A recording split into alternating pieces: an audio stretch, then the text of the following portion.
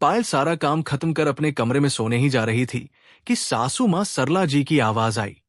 अरे बहू, जरा इधर आना तो। पायल काफी थक चुकी थी।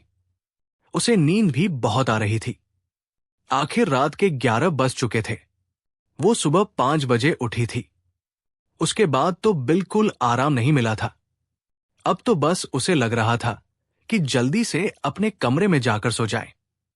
लेकिन सरला जी ने बुलाया था तो उनके कमरे में जाना ही था। नहीं तो छोटी छोटी बातों को पकड़ने वाली सरला जी बखेड़ा खड़ा कर देती और खुद चैन से सो जाती, लेकिन पायल की नींद खराब हो जाती। पायल जब उनके कमरे में गई तो देखा पति विवेक और देवर कुणाल भी वहीं बैठे हुए थे। तीनों को एक साथ देखकर पायल के कदम दरवाजे पर ही रुक गए। उसे यकीन हो गया कि जरूर कोई पूछताछ होने वाली है। जब भी ये तीनों एक साथ होते और उसी वक्त उसे बुलाया जाता तो जरूर कुछ ना कुछ गड़बड़ होती। पिछले 5 महीनों में पायल ये अच्छी तरह समझ चुकी थी कि इस घर में उससे सलाह मशविरा करना कोई जरूरी नहीं समझता। न रिश्तेदारी की बातें, न घर के फैसले, कुछ भी उससे नहीं कहा जाता था। उसे बस ये पता होता था कि क्या काम करना है और स्कूल से आते वक्त क्या सामान लाना है। 5 महीने पहले ही पायल की पोस्ट ग्रेजुएशन पूरी हुई थी और उसके पापा ने उसकी शादी विवेक से कर दी थी। शादी के कुछ ही दिन बाद पायल ने एक स्कूल में 11,000 रुपए की नौकरी ज्वाइन कर ली थी। उसके ससुराल में नौकरी को लेकर किसी को ऐतराज नहीं था, पर उसके अपने पैसों पर हक जताने से सबको परेशानी थी। जब पहली सैलरी आई तो उसने मिठाई और सरला जी के लिए एक साड़ी खरीदी। वो ये सब खुशी खुशी घर लेकर आई। लेकिन रात को खाना खिलाने के बाद उसे सरला जी के कमरे में बुला लिया गया। कमरे में फिर वही तीनों थे, सरला जी, विवेक और कुणाल। विवेक ने कहा, पायल, मम्मी को यह बात बिल्कुल पसंद नहीं आई कि तुमने उनसे पूछे बिना सैलरी खर्च कर दी।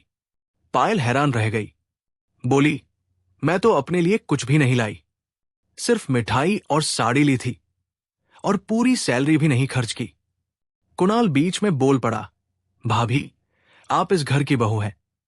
ओहदे में बहुत बड़ी नहीं है कि बिना पूछे कुछ भी करें।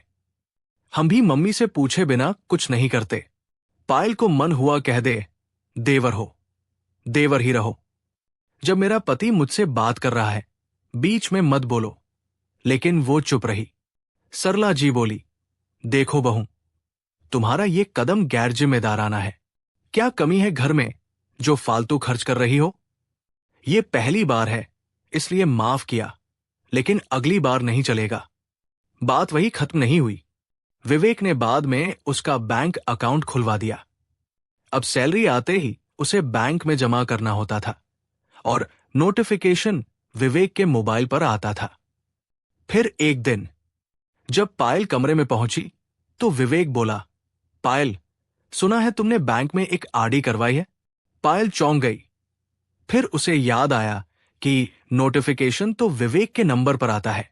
विवेक बोला, मेरा दोस्त राजेश वही काम करता है। उसने बताया, तुमने अपनी मर्जी से आरडी खुलवा ली?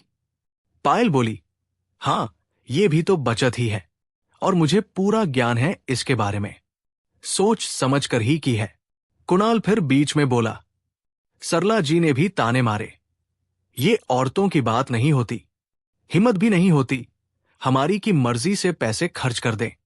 पायल बोली, माफ करना मम्मी जी, आप भी तो औरत है, फिर कैसे कह रही हैं कि ये औरतों की बात नहीं है?